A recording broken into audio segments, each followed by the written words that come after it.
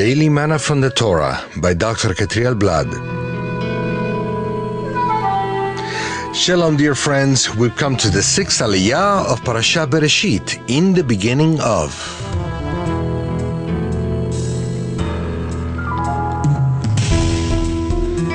Today's aliyah is found in Genesis 5 from verse 1 to 24. Today's reading will be from verse 21 through verse 24. Enoch lived 65 years and begot Methuselah. After he begot Methuselah, Enoch walked with God 300 years and had sons and daughters. So all the days of Enoch were 365 years. And Enoch walked with God, and he was not, for God took him. What do Enoch and Elijah have in common? The first 11 chapters of Genesis cover a span of around 2,000 years of mankind's history. Almost 6,000 years have passed since the creation of Adam. That is to say that in 11 simple chapters, the Eternal narrates a third of mankind's history. This fact teaches us that every word, letter, and even space between letters have something of great importance to tell us. The scriptures don't say much about the prophet Enoch, Hanoch in Hebrew.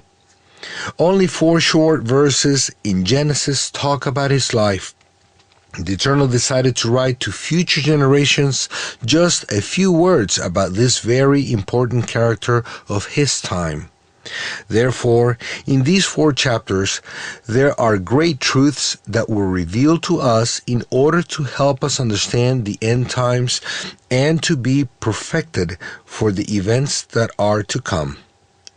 There are 3 main revealed aspects of Hanoch's life: his main life, his walking with the Almighty, and his supernatural disappearance. When he was 65, something that had a profound impact in Hanoch's life happened, and his lifestyle changed completely. Before this, he had not walked with the Eternal, but after this, he started such an intimate relationship with him that his end in this world wasn't like the others. What happened when he turned 65?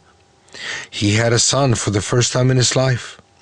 The birth of his son, Methuselah, or Methuselah in Hebrew, changed his life forever.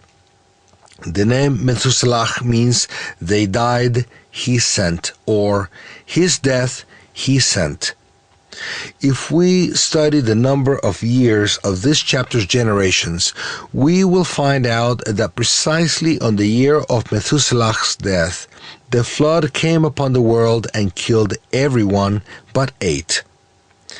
At the moment of his son's birth, Hanoch, who was a prophet, had a revelation of what was going to happen 969 years later, when this wonderful being was just born, would die.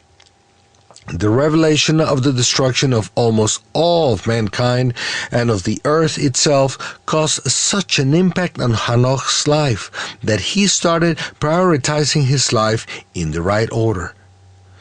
What am I living for if everything will be flooded then? It's better to give myself entirely to what really matters, to what will last forever. After the birth of his firstborn, Hanoch started walking with the Almighty. The birth of a son is a very important event in the life of any family. The impact of having a newly created being coming to Hanoch and his wife's lives helped them to get closer to the Eternal and walk with him.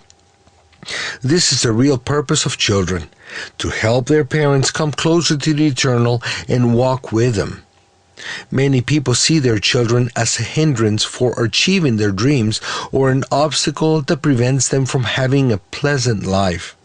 However, children are a gift from the Eternal given to each parent so they can come to know Him better and also so they can transmit the revelations of the Eternal to future generations.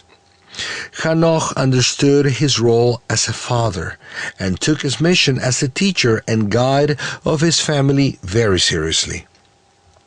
After having Methuselah, he kept begetting sons and daughters and prepared them for what was to come. When Hanoch walked with the Almighty, he received very important revelations, which can be read in his book. In Jude 14:15, there's a short citation from the book of Hanoch about the judgment to come. Now, Enoch, the seventh from Adam, prophesied about these men also, saying, Behold, the Lord comes with 10,000 of his saints, to execute judgment on all, to convict all who are ungodly among them of all their ungodly deeds which they have committed in an ungodly way, and of all the harsh things which ungodly sinners have spoken against them. This prophecy was partly fulfilled with the flood, but its ultimate fulfillment will come when the Messiah Yeshua comes.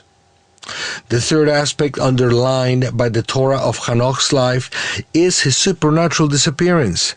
After a relatively short time compared to the others from his and previous generations, the Almighty took him away. Where did he take him? He took him to the spiritual realm so that he would not see death, as it is written in Hebrews 11 verse 5. By faith, Enoch was taken away so that he did not see death and was not found because God had taken him. For before he was taken, he had his testimony that he pleased God. This is a prophetic event that represents what will happen at the end of times, when the saints and the faithful ones to the eternal will be caught up in the air to be then taken to Jerusalem in the land of Israel to partake of the Messianic kingdom forever. Now, if we compare the life of the prophet Hanoch with the prophet Elijah, or Eliyahu in Hebrew, we see a similarity in these three areas we already mentioned. It is written about Hanoch that we walked with the Almighty. Eliyahu said about himself that he stood before the Eternal to serve him. 1 Kings 17:1. They both lived their lives before the Most High. Part of Eliyahu's spiritual task is to turn the hearts of the fathers to the children. In other words, the restoration of family bonds so the earth is not completely destroyed with the upcoming of the judgment day, as it is written in Malachi 4, verses 5 and 6, or chapter 3, 23 and 24 in the Hebrew text. Behold, I will send you Elijah the prophet before the coming of the great and dreadful day of the Lord. And he will turn the hearts of the fathers to the children, and the hearts of the children to the fathers, lest I come and strike the earth with a curse. And also in Luke 1 verse 17 it is written, He will also go before him in the spirit of Elijah, to turn the heart of the fathers to the children, and the disobedient to the wisdom of the just, to make ready a people prepared for the Lord. The third aspect we can stress of the life of Eliyahu the prophet is his supernatural departure from this world, as it is written in 2 Kings 2:11.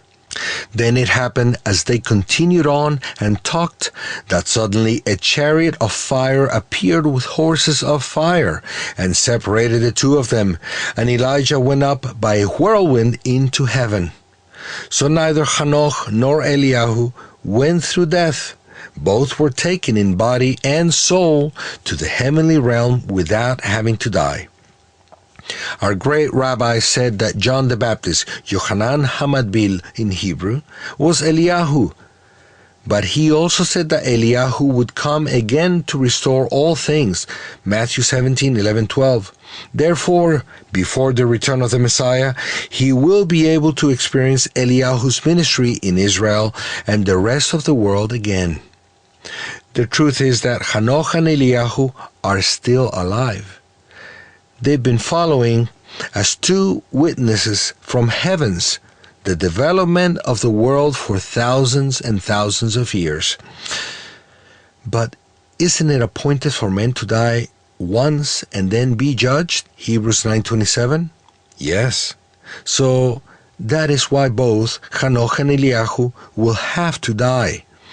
They are probably the two witnesses that soon will be prophesying in the holy city for 1,260 days. Revelations 11. Hanoch is the witness to the Gentiles, and Eliyahu is the witness to the people of Israel. Both will be murdered by the beast, but then they will be raised from the dead and taken to heaven. The Eternal is calling us to be part of this end-time prophetic movement. This is why it's essential that we become serious about walking with Eternal and our family life. This way, we will be fully ready to face correctly the events that are coming upon the world. I am waiting for the revelation of Hanoch and Eliyahu any time in Jerusalem. But it seems to me that we will not see them until the temple is rebuilt, Revelations 11. The truth is that it won't take long until we can join them and become part of the restoration of all things before the great revelation of the Messiah, our dear Lord. May the Messiah not find us sleeping when he comes. Shalom.